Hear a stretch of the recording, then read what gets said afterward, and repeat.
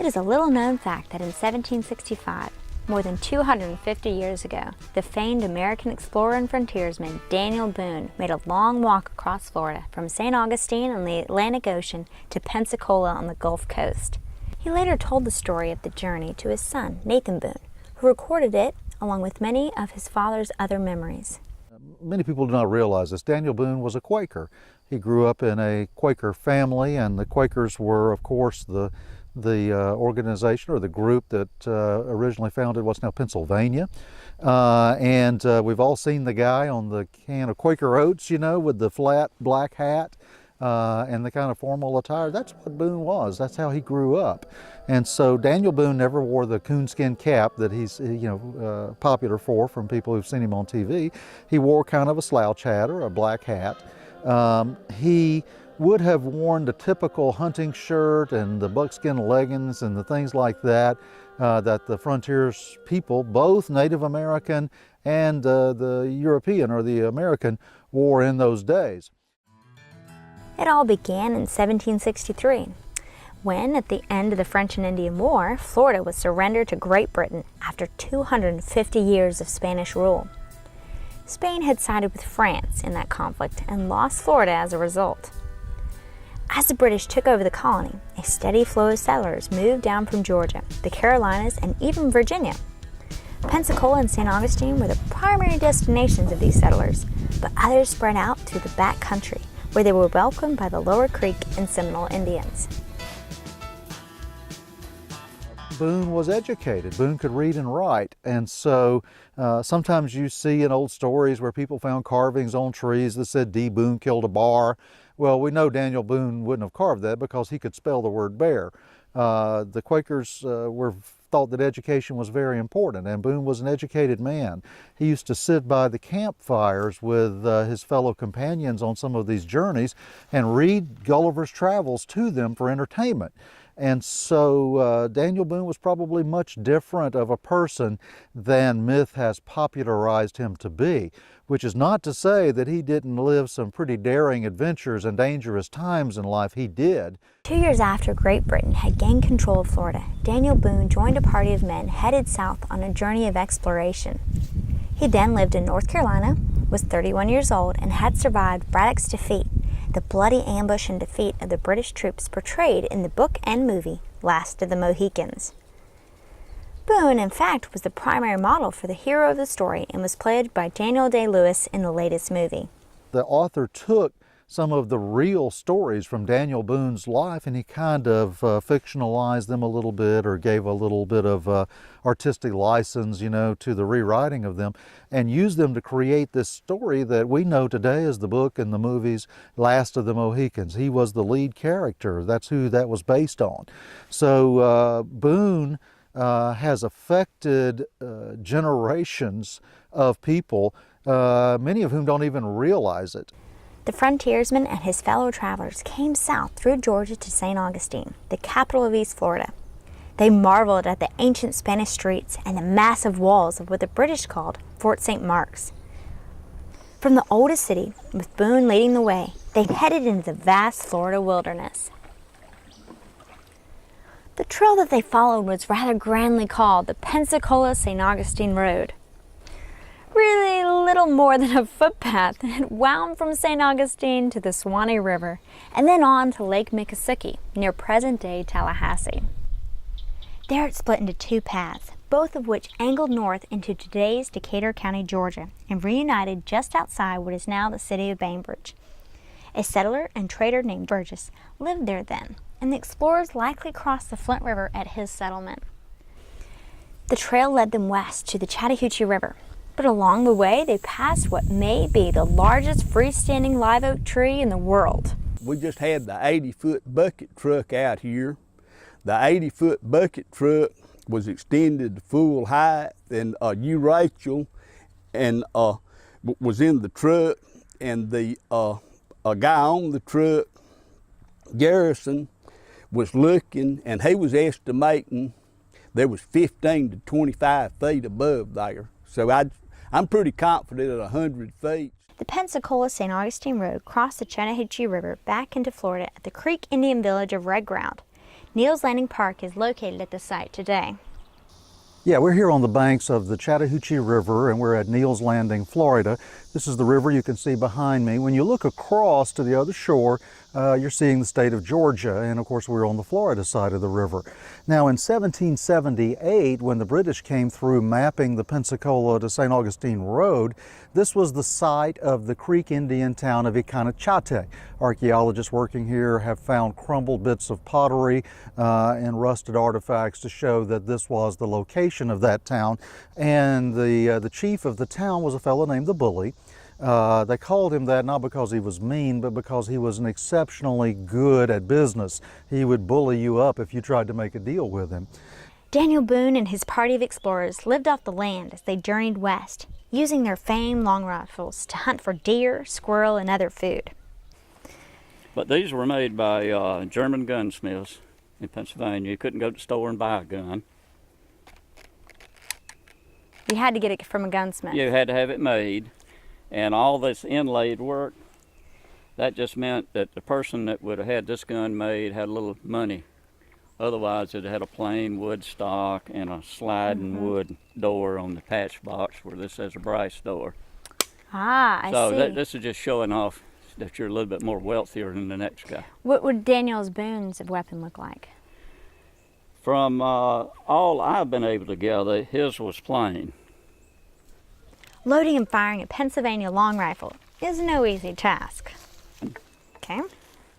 Now you have to open the frizzen to get to the Open pan. the frizzen. Okay. Yeah. So I need to open the frizzen like that. Just Okay. flip it forward.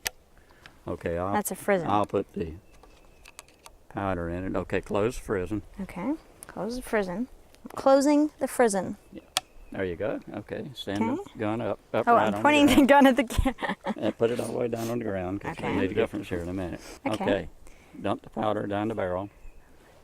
The powder down the barrel. Okay. How drop much the paper gunpowder in. did I just put in there? That's 80 grains. 80 grains. Now, you got to shove the wadding down, but when you do, you hold your, like this on the ramrod. You don't ever hold them like that because if you made the gunfire ignite, You it blow can your hand blow off. it through your hand.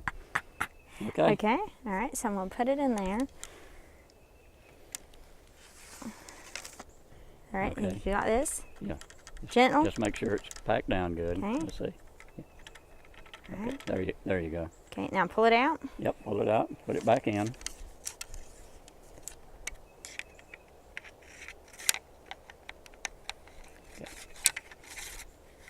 Okay. Like this. Now, you see, we're not going to cock it yet. You've got two triggers. I got two After you triggers. cock it, pull the first trigger till it clicks, Okay. and it turns the first front trigger, the main trigger, into a hair trigger.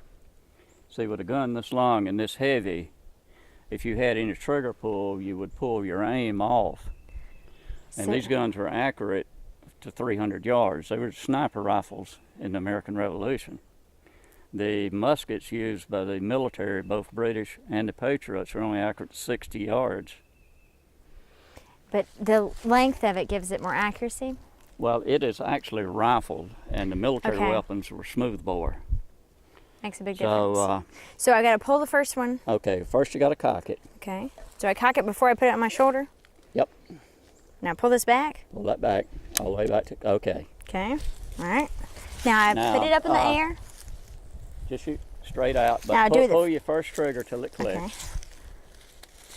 Not the Oop, front one. oh, right sorry. one. There we go. Okay, now your trigger is set. All right. Do I need to hold it a certain way? Is this good? No, just fire All right. Here we go.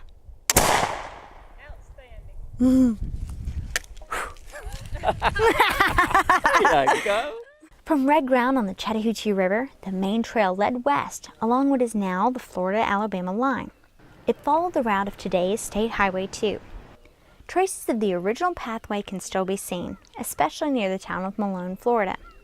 We have a Mayberry-ish town, I like to call it, and pretty much 99% of us all get along. We all know each other. We all hunt, fish, and go to church together. The only people that Boone's party encountered were occasional English traders and the Muskogee Creek Indians who lived in the region. The journey was long and difficult. At one point, the explorers lost track of the path and became confused in the wilderness. Boone later told his son, Nathan, that he was never lost in his life, but was once bewildered for a few days. He was a frontiersman, and these were people of the land who liked to get out, and they liked to be outside, and they liked to have adventures, and it was a part of their personality. It was part of who they were. It's also interesting in terms of Boone that his descendants and his family members often settled many of the places that he explored in life. A number of his descendants lived in Missouri and out in that area because that's where he wound up living, you know, in the latter days of his life. But many of his descendants came to Florida, and there are a number of his descendants who live around the Delwood area of Jackson County, Florida, near Delwood and Tueg. And you'll find cemeteries here that have, you know, relatives of his in them, and that's all because they heard about Florida from him, and after the First Seminole War, moved south to come see what was going on down here. As explorers traveled west, they crossed the Chattahoochee, Blackwater, and other rivers, and finally reached Pensacola, the capital of West Florida.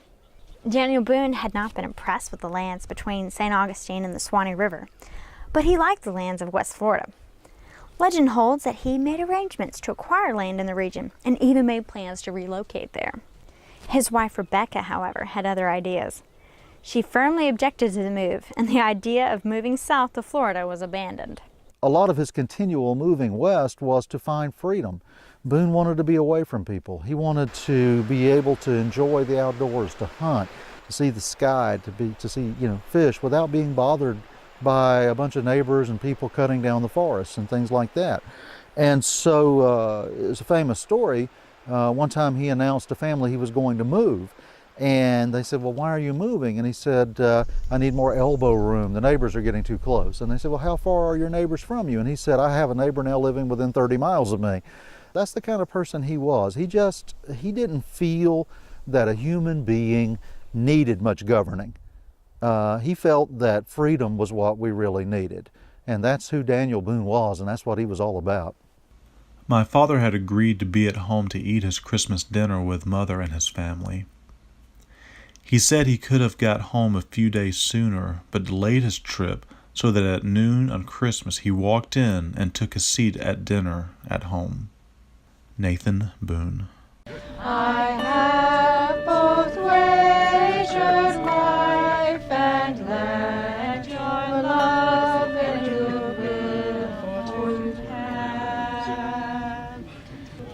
Green sleeves was all my joy, green sleeves was my delight, green sleeves was my heart of gold. The reminders of Daniel Boone's great Florida adventure are still there. You just have to know where to find them. For more information on some of our favorite sites along his route, please visit twoegg.tv. Retracing the steps of Daniel Boone's long walk across Florida, I'm Rachel Conrad for 2Egg TV. All right, here we go.